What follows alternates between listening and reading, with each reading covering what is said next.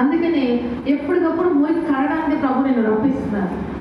ఏ నోటితో మనం అబద్ధాలు చెప్పామో, ఏ నోటితో మనం ఇతరులను తిట్టామో, ఏ నోటితో మనం ఇతరులను దూషించామో, ఆ నోటితో తిరిగి పాటలు పాడాలని, నువ్వు ప్రభువుని స్తుతించాలని, నువ్వు ప్రభువుని ఘనపరచాలని, ఆ వాక్యాలు వల్లించుకోవాలని, ఏ శరీరంతో మనం తప్పు చేసామో ఆ శరీరం ఆయన సన్నిధిలోకి రావాలని, ఆయన మహిమ మనల్ని తాకాలని, మన పరిశుద్ధం అవ్వాలని ఆయన మన సన్నిధిలోకి రప్పిస్తున్నారు. ఇది ఆయన మార్గం, ఇది ఆయన కోరుకుంటున్నది.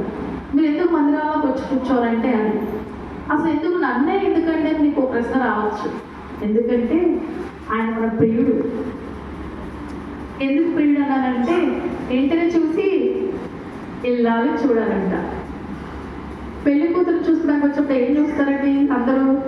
పెళ్లి కూతురు ఎక్కడ లోపలే ఉంటుంది గదిలో. అప్పుడు ఆయన కూర్చొని ఏం చూస్తారు?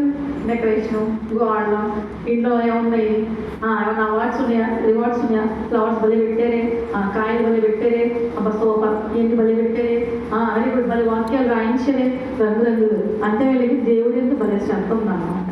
వీళ్ళు ఈ వాక్యం పెట్టారే, ఎస్టిమేషన్ అయిపోద్ది అక్కడే. ఇల్లు శుభ్రంగా, ఓకే. ఏ బెడ్షీట్లు మురిగ్గా లేవు, బాగున్నాయి. అంటే ఏం చూసేస్తున్నారు వాళ్ళు? ఫస్ట్ ఆ ఇంటిని చూసేసి అనాలిసిస్ చేసేసుకున్నారు. ఒక అవగాహన వాళ్ళకి వచ్చేసింది. అప్పుడు పెళ్లి కూతురు అంటారు ఇది డ్రాగన్. అప్పుడు ఆమె చూసి ఒక ఎస్టిమేషన్, అమ్మాయి బాగా ఉంది పిల్ల. ఇంటిని చూసాము, ఇప్పుడు ఇల్లాన్ని కూడా చూసాం. ఎవరు చూస్తారు? పెళ్లి కొడుకు. యేసు ప్రభు మనకి ఎవరు? పెళ్లి కొడుకు. ఆయన అందుకే నువ్వు ఎప్పుడు ఎలా ఉండాలని కోరుకుంటాడు? నీళ్ళు శుభ్రంగా ఉండాలి, నువ్వు శుభ్రంగా ఉండాలి. అందుకే ఆయన సిలువలో ఏమంటాడంటే, అమ్మలారా మీరు నా కొరకు ఆడకండి, నీ కోసం, నీ పిల్లల కోసం ఆడండి. అందుకోసం మీరు నా దగ్గరికి వస్తున్నారు.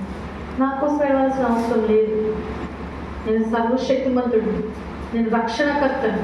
ఈ లోకానికి వచ్చి నేను మీకు రక్షణ ఇవ్వడానికే వచ్చాను. అందుకోసం శ్రమపడుతున్నాను. అందుకే నేను సిలువ వేయబడుతున్నాను. అందుకే నేను చనిపోతాను నీకోసం. తిరిగి మళ్ళా నేను వస్తాను ఈ మధ్యలోనికి. నేను వచ్చినప్పుడు నువ్వు ఎలా కనిపించాలంటే సుందరంగా కనిపించాను, సేవలను నవ్వుతూ కనిపించాను. నువ్వు పరిశుద్ధంగా కనపడాలి. నేను పరిశుద్ధంగా వస్తున్నాను కనుక నువ్వు కూడా పరిశుద్ధంగా ఉండాలి. నేను ఆ సహోదరి అంటుంది, నా బిడ్డ పాపం చేసింది కాబట్టి మందిరానికి రాలేకపోతున్నాను. నీ బిడ్డ తప్పు చేస్తే నీ బిడ్డను తీసుకొని నువ్వు మందిరంలోకి రావాలి. నువ్వు మానేస్తే నీ బిడ్డ కూడా మానేస్తుందిగా. ఆ పాపను మధ్యాహ్నం పిలిపించాం. నేను చాలా ఎక్స్పెక్ట్ చేసి ఆ పిల్ల అలా ఉందనుకుంటే తెలుసు, నేను షాక్ అయిపోయాను. నల్లగా ఇంత ముట్టింత పెట్టుకొని పళ్ళన్నీ గార పెట్టుకొని అసలు ఎట్లా నేను ఆశ్చర్యపోయినా. ఈ పిల్లన అబ్బాయి లేదు. నేను మమ్మీ చెప్పా, ఆ అమ్మాయిని మీరు క్షమించాలి, ప్రేమించాలి, స్నేహితురాల్లో మీ బిడ్డతో మీరు మాట్లాడాలి. ఆ బిడ్డ సన్మార్గంలో పెట్టుకోవడానికి తల్లిదండ్రులు ఇద్దరు మీరు మాట్లాడాలి. కొద్ది రోజులు మీరు అమ్మాయిని తిట్టొద్దు, నువ్వు తప్పు చేసావు అనగానే పద్దాక. అలా అంటే ఆ అమ్మాయి మనసుగా గాయపరచబడుతుందంటే ఆ తల్లి అంటుంది, మీరన్నట్టే నా కూతురు కూడా అనిందండి. అనిందా? ఏమనింది? మేము చచ్చిపోతామని చెప్పాము, కుటుంబం అంతా ఏలూరు రోజులు చచ్చిపోతామని చెప్పాము.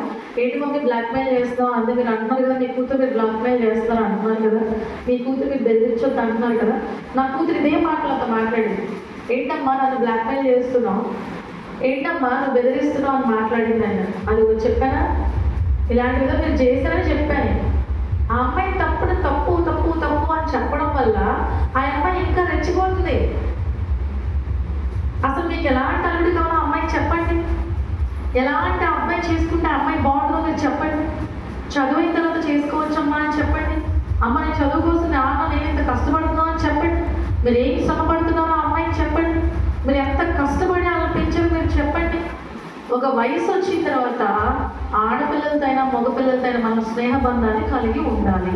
ఒక పక్క బాధ్యత వహించాలి, తప్పు చేస్తే హెచ్చరించాలి, ఆ తప్పు ఎందుకు చేసానో మనం గ్రహించాలి. ఆ తప్పును వాళ్ళు విడిచిపెట్టడానికి మనం ఆలోచించి ప్రార్థన పూర్వకంగా దేవా నాకు నీ జ్ఞానం ఇవ్వయ్యా అన్నప్పుడు ప్రభు మనకు కొత్త ఆలోచనలు చెప్తారు. ఆ ఆలోచనలు బట్టి మనం ఆ బిడ్డలకు సరైన సన్మార్గాన్ని నేర్పాలి. మనం ఎక్కడికి వెళ్తే అక్కడ కొద్ది రోజులు వాళ్ళు తీసుకొని వెళ్ళాలి. వాళ్ళు రాను అంటే మనం ఎక్కువ బలం పెట్టకూడదు.